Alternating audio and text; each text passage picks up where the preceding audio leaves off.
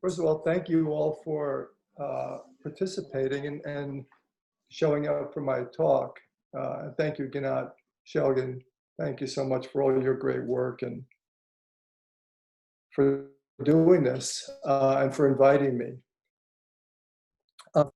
I'm going to talk today about essentially what I believe creates so much problems in the world today and why we have so much conflict and what we can do as individuals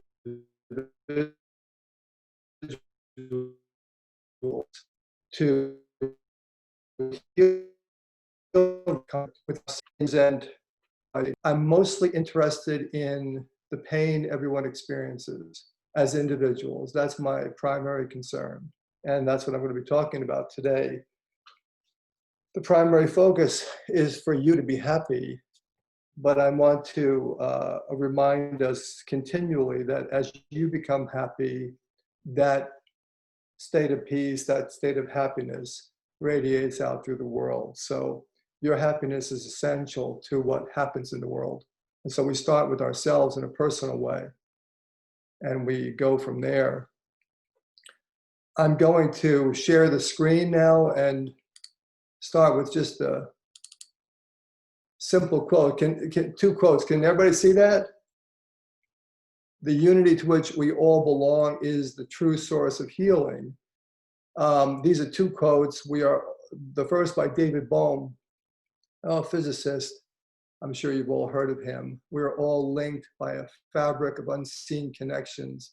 This fabric is constantly changing and evolving. The field is directly structured and is influenced by our behavior and by our understanding. That quote is so rich, we could spend the whole day and a lot of days on it. I'm going to go into it a bit in terms of the general consciousness that it represents.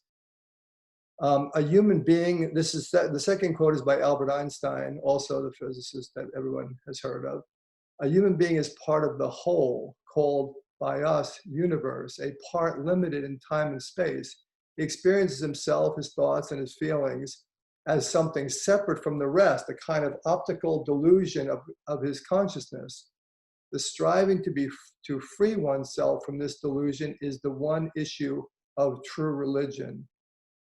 Not to nourish it, but to try to overcome it is the way to reach the attainable measure of peace of mind. I think basically everyone has heard quotes like this. We're well aware of this as a conceptual belief. In fact, this is where religion, science, spirituality all agree. The world is essentially a unified state. The nature of reality is unified. And yet, we all experience, as Einstein says, the delusion of separation. And that is very, very strong. In fact, it is the driving consciousness that rules our lives and rules our world. And yet, we are aware simultaneously, at least philosophically, that everything is unified. Everything has been, we've been taught this in so many ways throughout our lives, that everything is unified. And at the same time, what really moves our behavior, what really moves our lives is a state of separation. And you could say that that is the consequence of a divided mind. We have to ask ourselves, why isn't this the reigning consciousness? Why is this not the reigning way we deal with each other and with life? In fact, it's not. We deal with each other as separate beings, and essentially from a fear-based approach to each other, a critical, fear-based, skeptical approach. We live in the unity, but we experience separation. And that separation is a very distinct form of consciousness, very, very powerful. And it is very interpretive. This basically is our lives. We live, the world lives within us. We interpret the world. It is highly subjective. You do not have an objective experience of life. All of your experiences are filtered through your beliefs, through your life experience, through your thoughts. We live with the world inside of us, and it is in a subjective state. That means all your important relationships, relationships of the past, the relationships of the present, and if you continue in this consciousness, the relationships of the future will all be living inside of you as subjective entities. Your relationship with your father and your mother is essentially not an objective relationship, even though you may think you understand your mother very, very well. You may think you understand your father. In fact, they are subjective realities that live inside you. Your mother lives inside you. Our relationships live inside of us and determine the quality of our lives. Unhealed relationships define you and leave you with internal conflicts.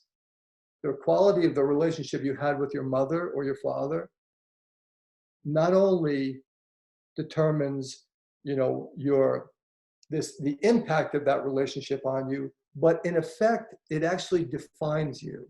Your mother, your father, your teachers, your experiences in early life, your experiences right up to the present day have defined you.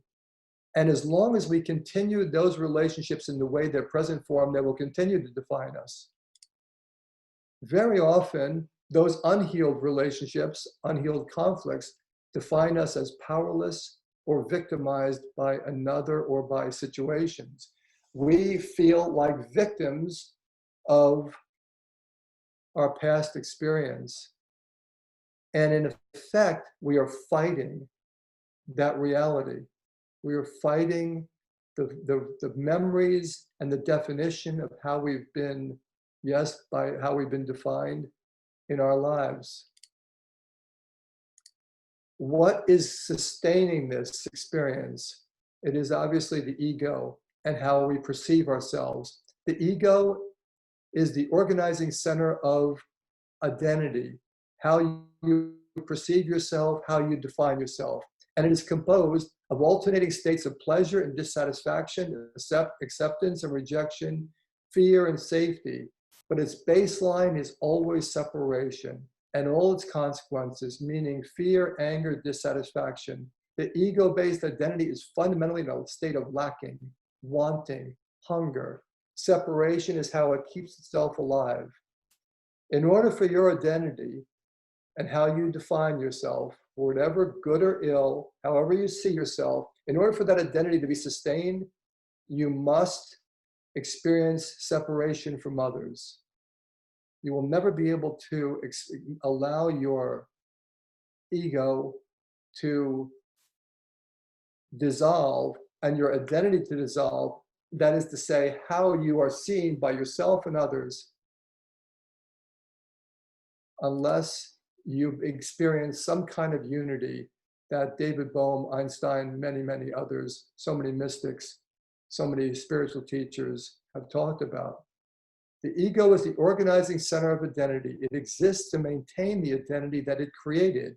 Your identity is the child of your ego. And as long as we sustain the identity that we have, the ego is essentially our God. It is essentially the reigning power that defines who we are and what's possible for our lives. It defines who you are and what you are capable of experiencing and becoming. The ego exists in duality. The ego and identity exist in duality, meaning it is constantly in a state of conflict. It resists love, compassion, understanding because they take away the ego's power to rule consciousness. Without love, dualities are irreconcilable. Yin and yang never reconcile without the presence of love. Yin and yang are always irreconcilable states, in states of conflict, antagonism. The thing that makes yin and yang complementary and whole is love. There is no peace in unresolved dualities. Unresolved dualities are essentially states of conflict. We must understand and take that to heart, that the conflicts in us are in essence existing in the absence of love. And those conflicts are unhealed wounds within us. The ego exists in dualities, from mild to extreme states of dualities. Duality is just another word for conflict or opposites. Terror, fear, anxiety, disappointment, guilt. This is what, on one side, dissatisfaction, depression, anger, rage, hatred, elation, fear, defenses, superiority, inferiority, unhappy memories, happy memories. These are just some of the dualities that exist in the ego, and it's constantly bringing these opposite, opposing experiences into our consciousness, reminding us of this constant state of lacking and dissatisfaction. We exist within ourselves as a state of ongoing conflict, a series of conflicts that do not reconcile. Identity ego is most intensely experienced in conflict. Your ego and your identity need you to be in a state of conflict in order for you to experience your identity most intensely. It is associated with states of fear and anger. It must insist that it is right, that you are wrong, that the other is wrong, in order for the identity to survive. And it will fight to establish that it's right.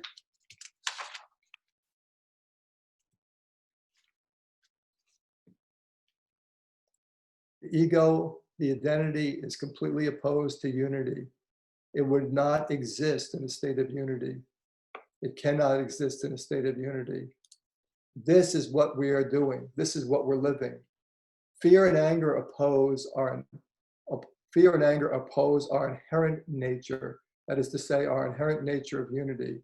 But they strengthen the ego and identity, and therefore are essential tools for the ego and identity to survive. Inside of us, these states create misery. Oftentimes that misery is unbearable.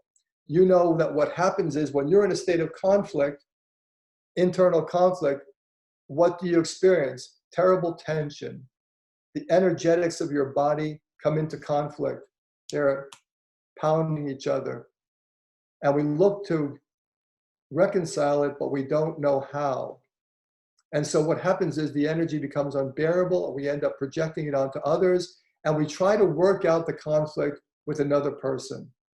That's how conflict spreads. And that's what's happening in the world today.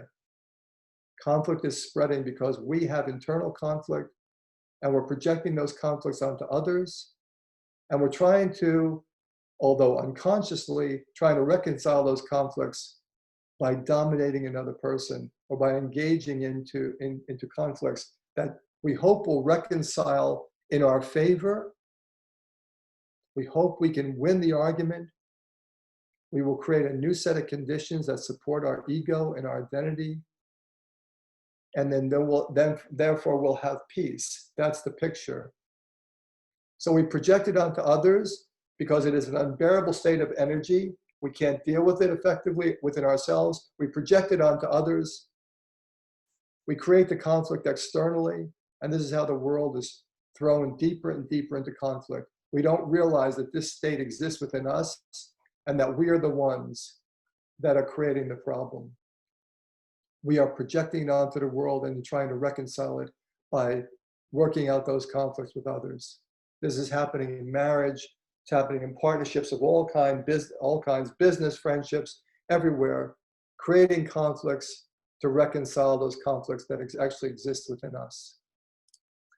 Conflict creates fear and anger, stresses of all kinds, and of course they create all kinds of terrible effects on our health, including inflammation, loss of innate intelligence, immune dysfunction, weakness, autonomic nervous system dysfunction, stuck in the sympathetic branch of the ANS.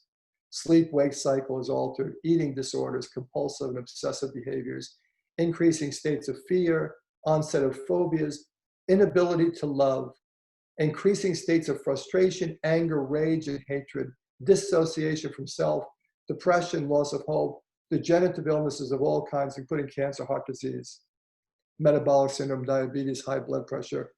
Ultimately, it is rejection of God, cynicism and self-hatred. We cannot, the ego, the identity dissolves in the unity. It must fight the unity. It cannot embrace the unity. Otherwise, it would dissolve. In a state of love, your ego and your identity dissolve. In a state of joy and movement. In conflict, the energies are stuck. They're in stagnation. They're in heat. Heat creates inflammation. Of course, all these conditions make us more susceptible to COVID-19 and any other illness that may be in the environment. What happens when we're stuck in the ego and the identity and these states of conflict? We cannot escape resonance. There's a little bit better drawing here. Resonance is the energetic state that your body, your mind, your nervous system, your consciousness exists within. There is, for every one of us throughout the course of every single day, multiple instances in which we are forced to make a decision between anger and fear and a downward path into darker and darker regions of our consciousness, or an upward path into compassion and love. That moment is a moment of decision. It's actually, this is actually the experience, the presentation of a choice. And this green line here, if you can see this, is actually a state in which we have to, in effect, make a decision. That is the pause. That is the space between the experience of stimuli and the moment we make a decision. And we make a decision to either love or experience compassion, or experience this downward slope of fear, anger, criticism, attempt to be superior, all the things that the ego wants you to feel. Okay, I'm better than so-and-so, I'm gonna criticize so-and-so. All these, or I'm inferior, I'm less than so-and-so. All these states of anger, fear, anxiety, these are energetic states. They are electromagnetic in nature. And everything that is electromagnetic is resonant with energies of a similar nature. So when you proceed down one path or the other, you magnetically attract the energies of a similar nature. Going down the dark path, you magnetically attract energetic states of anger and fear, fragments of consciousness, lost beings in the atmosphere, all these lost energies, all this anger and fear that is in the environment, you attract that into your own body, into your own nervous system, and it multiplies the energetics that we are experiencing. This works the same way a radio set works. A radio can vibrate at a particular station, a particular frequency on the FM or AM dial, and then it captures that energy that's in the air, and it can magnify it, and then you can get that radio station. This works the same way. We are all radio sets for various frequencies, and we connect to either higher and higher states of consciousness, which magnify our consciousness, or we connect to lower and lower states of consciousness, and we go deeper and deeper into hell. Recently, I was reading a lot about the terrible activities of genocide in which people kill each other in the most horrendous ways possible. And you can't imagine what these people are doing and how this state of temporary insanity is even possible to be reached. This is how it's reached. In a group consciousness, all this fear and anger is magnified, and it starts to take us over, and it starts to plunge us deeper and deeper into darker states of consciousness and darker states of hell. Most of us look like this energetically. When ongoing conflicts go unresolved and unhealed, we become tied to the past by ribbons of memory, pain, and conflict. We are tied to so many situations and people through negative ribbons, dark ribbons, that are lines of communication between us and our memories of pain and conflict and suffering, deep states of guilt and humiliation and shame. All of these are ribbons tied to us by the past. And in such a state, it is not possible for us to actually even know who we are, because these energetic states are tying us to states of the past, and they're constantly tugging on us in moments when we least expect it. When you relax, you lose your vigilance, you lose your focus. And these states, the ego makes sure that these states rush into your awareness and rob you of your peace in any given moment and try to redefine you. It starts in the morning and it goes all day long. And it's constantly trying to define us as powerless, as in conflict, angry and afraid, ashamed, guilt-ridden, very much in pain. That is the state of humanity today. And then in that state of consciousness, in that state of conflict, we are projecting it outward constantly and creating conflict externally in our world. I'm sure that you're aware of what's happening in the United States, where the cities are burning because people are just attacking each other randomly. People don't even know each other. They have no basis to hate the other, but they are constantly they're so filled with rage and hatred themselves that they're just projecting it onto others. And it doesn't matter who the person is. All they have to do is have, be perceived as a supporter of Trump or a supporter of Biden, and people are ready to attack each other. I want us to imagine that we're composed of four sort of global aspects of being, four global aspects. We have the body, the physical body. We have the mind, this energetic state, this consciousness that we call mind. And it is everywhere. And my drawing, I've made it open. This is an open mind. It can receive information. And then we're also blessed with the state of unity within us, the divine awareness, the divine intelligence, sacred presence, whatever words you want to use to describe it, God, spirit, it is in us all, and it is part of us. We also have ego and identity, and the ego and identity want to co-opt the mind and attempt to define who you are within this little freckle, a freckle on the sun. It wants to diminish you into this little box, diminish me, and be in this constant state of conflict that it tries to project outward.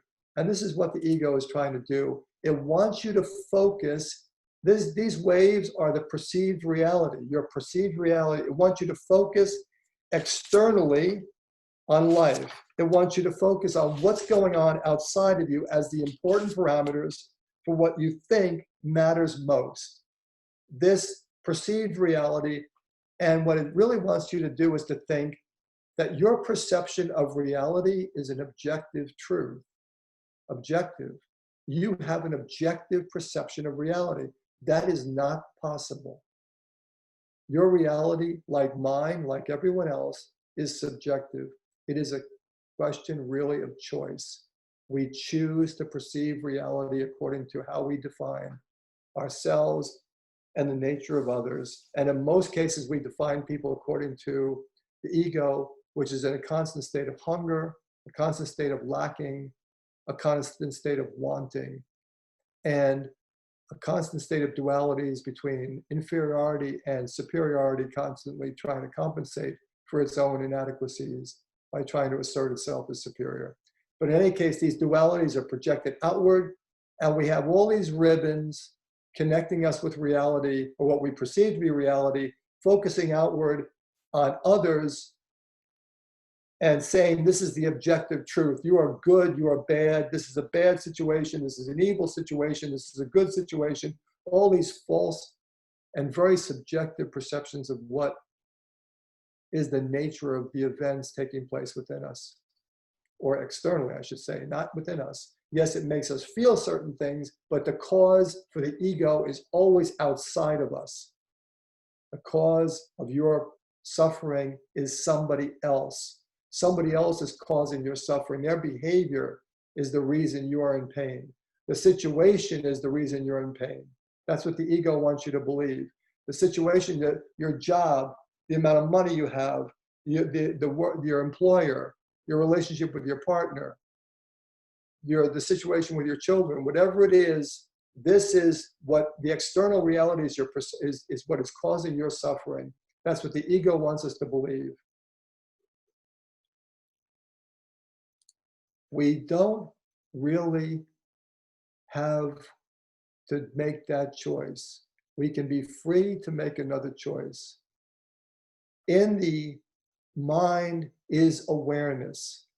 Awareness can turn our perception away from the subjective nature of reality and turn to the light within us and ask for guidance and ask for the light to define our reality. Ask for the light to define who we are.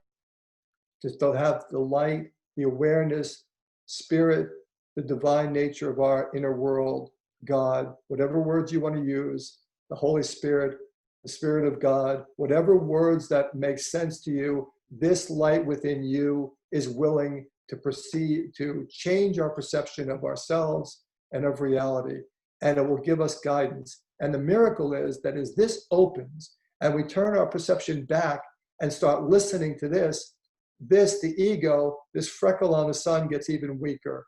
And then all these streams of energy start to come through the mind into the body and then change our perception of reality, but in fact change reality itself. Divine intelligence redefines our perception. It redefines what is possible. It awakens us to the creative idea, the idea that is not subjected to the limitations of the ego and the identity. Divine intelligence awakens us to a higher perception, a greater energy. This is the true healer. Those energies flow into the body. It heals the body. It heals the mind. It heals reality. It changes reality and makes our perception of reality very, very different. It makes our presentation of who we are very different. It makes us aware that what we can approach reality with is compassion, love, understanding, openness. This is what happens when the ego is weakened, because simultaneously fear and anger, hatred, conflict are weakened. The state of unity starts to help us perceive the ultimate brotherhood and sisterhood of humanity. The unity transcends all the dualities, all the separations, all the forms of separation. It makes us aware of a very different nature of reality. Einstein's quote and David Bohm's quote becomes a greater perception within us. And it changes the perception. Not only it changes our perception of reality, but it changes the reality itself. It changes the events. This is what we are suffering from, being trapped in all our conflicts and all our pain, suffering constantly with being defined by the ego as weak and small. And by the way, all these ribbons, they drain us of energy. They drain us. All these conflicts drain us of energy. They put conflict in the body. They put organs and energetics in a constant state of duality, in conflict. They rob organs of energy. They put too much energy in other organs. They create imbalances that are endless. They are the basis for illness. In a state like this, you will not be able to eat macrobiotically. There's too much pain in the system. There's too much conflict.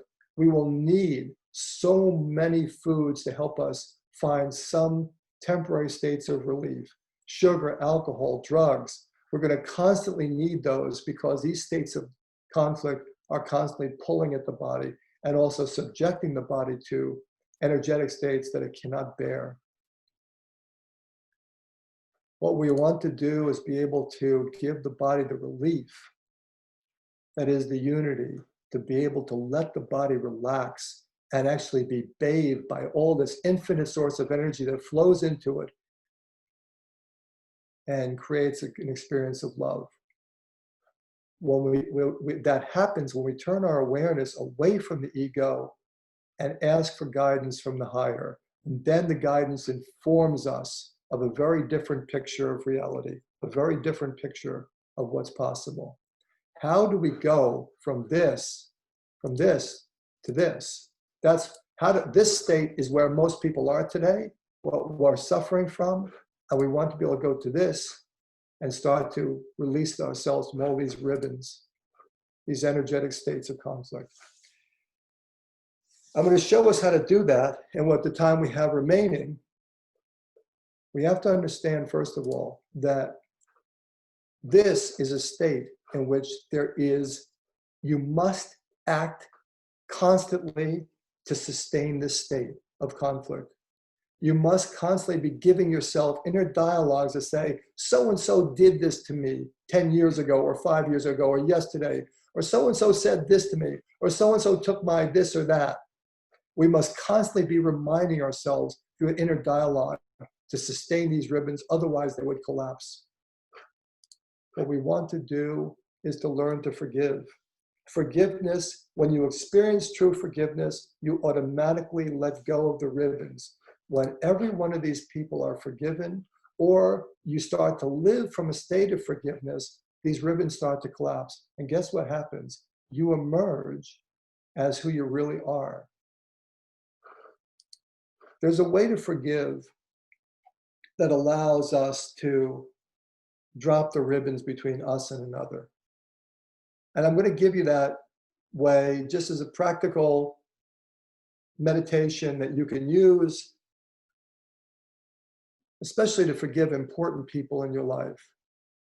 And what I'm going to ask you to do is picture the person, your mother, father, someone else you want to forgive, about 5 to 7 feet from you.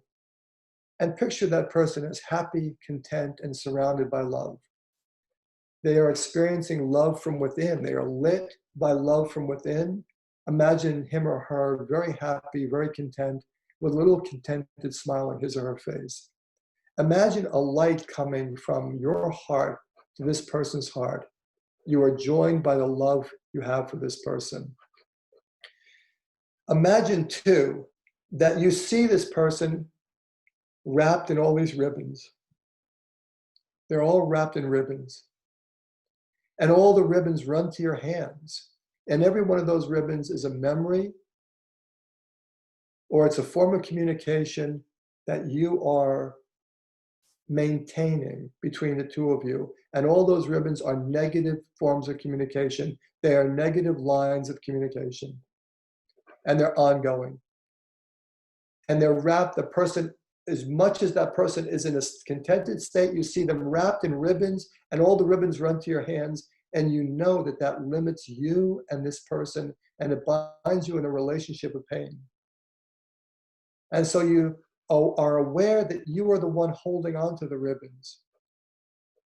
You are aware that you are the one sustaining this. I am doing this.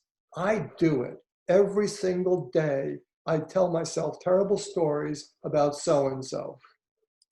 I'm holding on to the ribbons. I'm asking you to say the following words, whatever version you can say, whatever you, in whatever way you want to say it. I forgive you, mom and dad, or whomever. I forgive you entirely.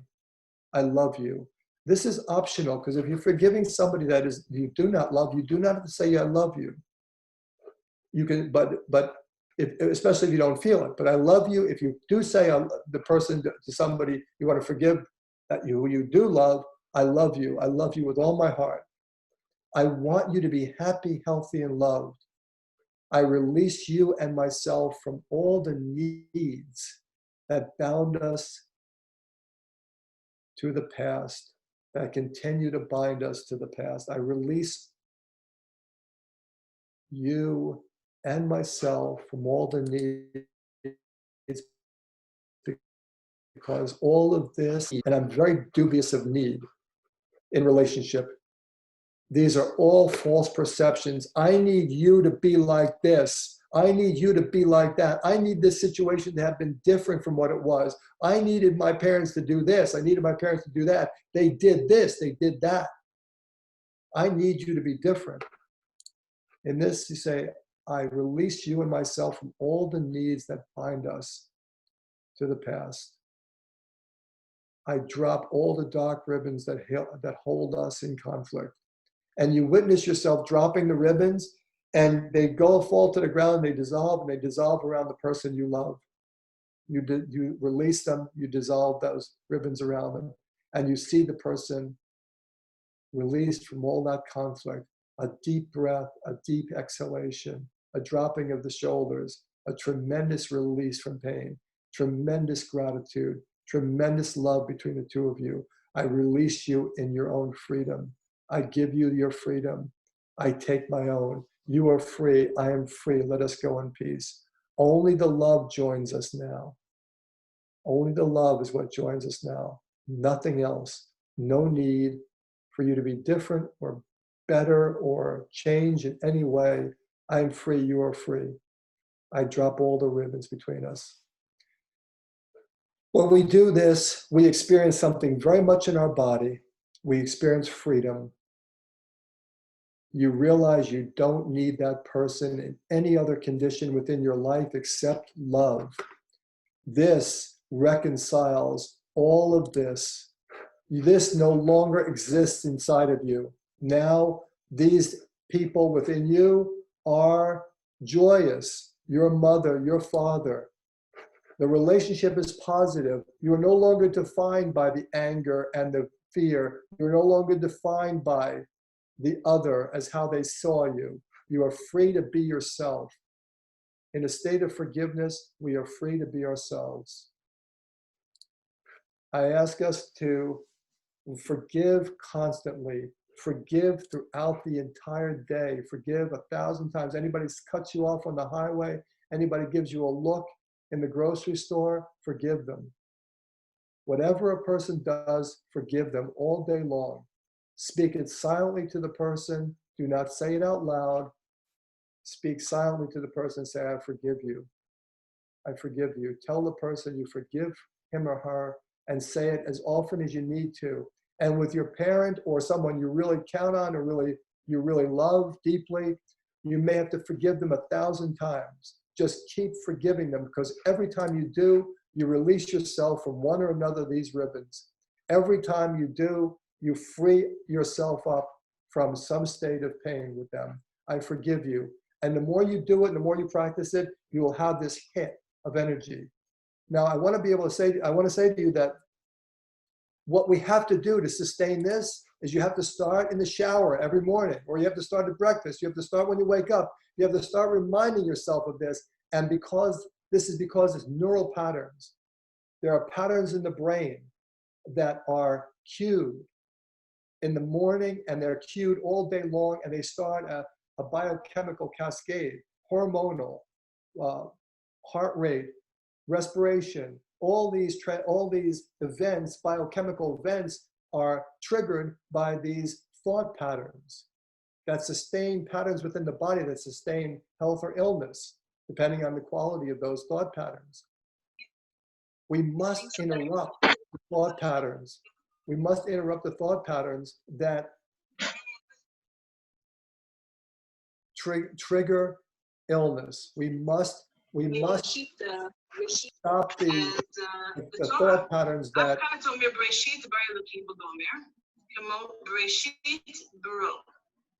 Can we mute our friend? There we go. Thank you so much.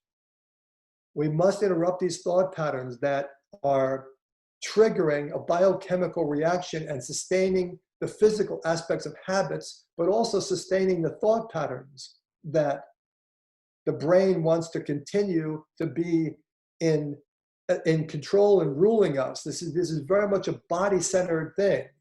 It's a body-centered set of patterns. When you say, I forgive you, you interrupt that biochemical cascade. You interrupt the thought patterns.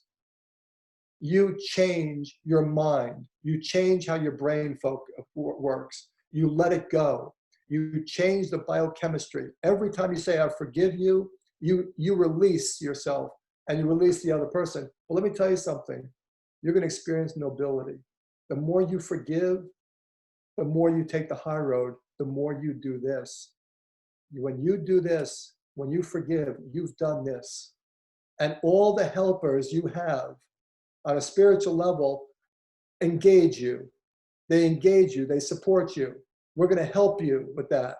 We're going to help you forgive. I forgive that person. Don't engage in the rage. Don't engage in this.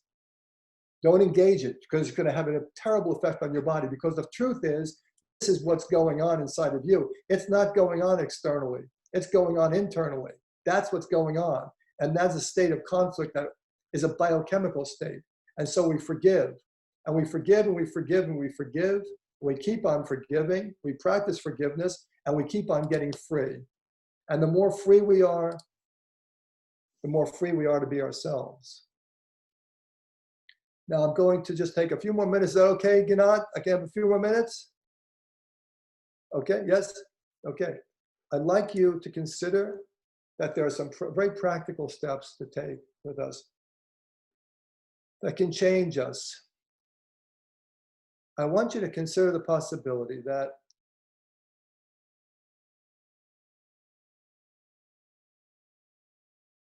what we do in states of fear is how we sustain the ego and internal states of conflict, and how we sustain illness. How we make decisions in states of fear and stress that actually sustain our picture of ourselves, and it keeps us from growing, and it keeps the human race trapped in this ego-based identity. And so what I'm going to ask you to do is this, very, very simply. I'd like you to identify the areas of your life where you're experiencing the most amount of stress, even if it's just one area of your life. You can even start with one and just identify a problem area in your life where you experience a lot of stress. And then I'm going to ask you to bring awareness to that place and observe yourself while you are behaving under stress. Observe yourself while you behave under stress. I'm not asking you to change yourself. In fact, I wish you wouldn't. Do not try to change yourself. Just witness yourself and observe yourself when you're under stress. Experience who you are in that moment and experience the kinds of decisions you make, the kind of judgments you make, the kind of victim mentality that takes over your consciousness, and how it defines you as powerless, a victim, and how the emotional reactions that you experience are all negative, including fear, anger, rage, hatred for the other and for yourself. Recognize that you are not getting the results you want. Recognize that you are not getting the results you want, and in fact, you are not even being the person you want to be in those moments of stress. I came to this years ago when I became aware that I wanted to change a pattern or some number of patterns, but particularly I wanted to change some patterns in my relationship with my wife. And I realized that when I was under stress, I behaved in certain things that were very automatic. They were automatic behaviors, and that they took me over. They took over my body, they took over my mind. I saw things, they defined how I saw reality. And they took away all my creativity and all my other possibilities. I reacted instantly.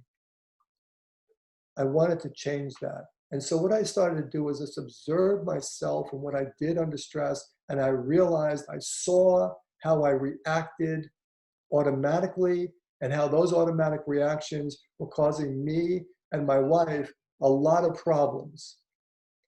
And so I started to say, I don't want to be this person. You know, what happened was I realized that even as I engaged in the behaviors I wanted to change, I was also aware that I did not want to be this person. I was experiencing this. I was aware that I wanted more for myself, but that I was actually doing this. I was watching myself do this, and I was aware that I was wanting something else to change how I was perceiving reality and how I was reacting to reality. I didn't want to do this anymore, and I got to the place where I could see that my mind was split. I was aware of the conflict within me. I had a split mind. Part of me wanted to do this, and part of me wanted to do this. And I saw it simultaneously. When you get to number 3, and you recognize that you're not getting the results you want, and you realize, number 4, you realize you no longer want to act in this way, that your behavior is self-destructive and self-sabotaging. This is a kind of triumph. This is a kind of, very few people actually take the world on within themselves. Very few people realize that the world is entirely in them, and that I must change myself in order to change the world. And when you realize that you have a split mind and you observe it carefully, you begin to have the possibility of a choice. You feel the experience and the consequences of your actions, and you start to gain a certain mastery over your inner life. You experience the desire to change. At this stage, you begin to see the person you want to be under stress. Now, this is a gift. This is a gift from this. Number 5 is a gift from this. This says, we want you to be this way. We want you to be this new person. This is what we're asking you to do. And you will begin to see in number 5, the image of the person you want to be. This is a gift from the higher consciousness. I want to be this person under stress. That is a download. It is a blueprint given to you. It is holographic. It is a hologram given to you from the higher. Not only does the higher give you the image of what it's asking you to be, but it's also prepared. It can change the entire landscape of the perceived reality. It will change your reality externally. When you start to ask the higher, help me to become the person I want to be, or rather, help me to become the person you want me to be. What is this is the light manifesting itself through you. The light has an intention to fulfill itself and change reality through you. That's the purpose of your creation. It created you so that it can manifest in a unique way to manifest itself in the world. And when you perceive this, it is a holographic image that is asking us to step into. We embrace it. We practice being that person. Now, Viktor Frankl was a great philosopher, therapist, teacher, and he said many, many wonderful things. But one of the things he said was, between stimulus and response, there's a space. And that space is the power to choose our response. It is our freedom. In our response lies our growth and our freedom. What he was describing was this. This little green line is our freedom.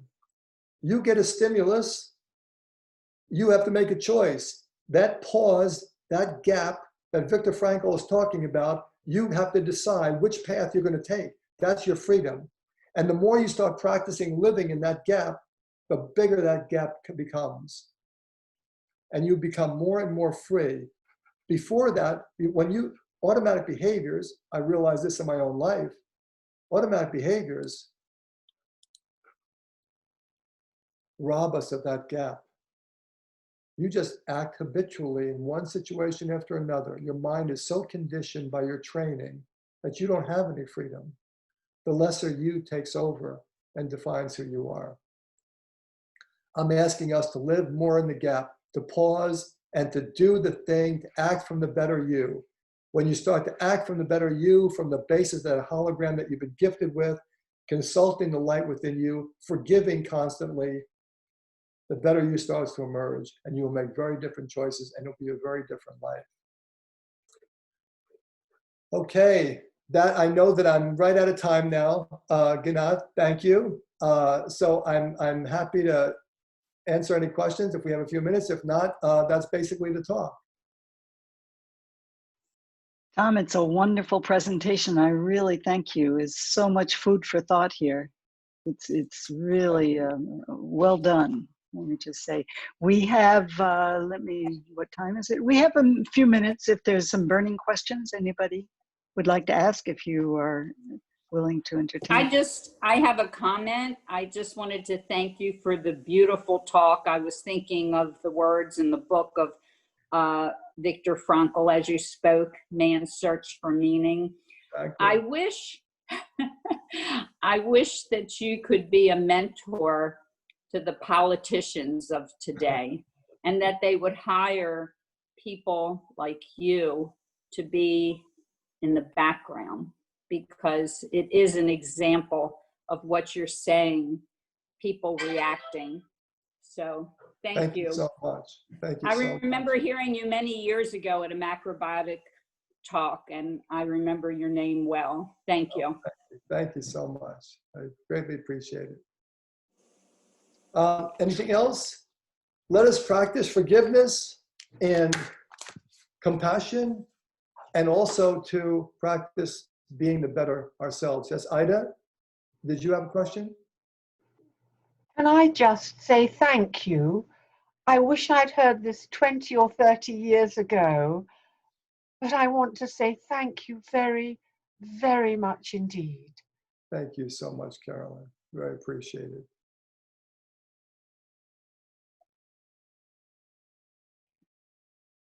I think Well, then Ida might have wanted to say something. I'm not sure. Ida, if you want to unmute yourself, we have a few minutes. Can you unmute? I just joined to listen in. Carol Wendell from Massachusetts. Hi, Carol. Hi. Unmute. Okay, I just unmuted. Hi. Okay.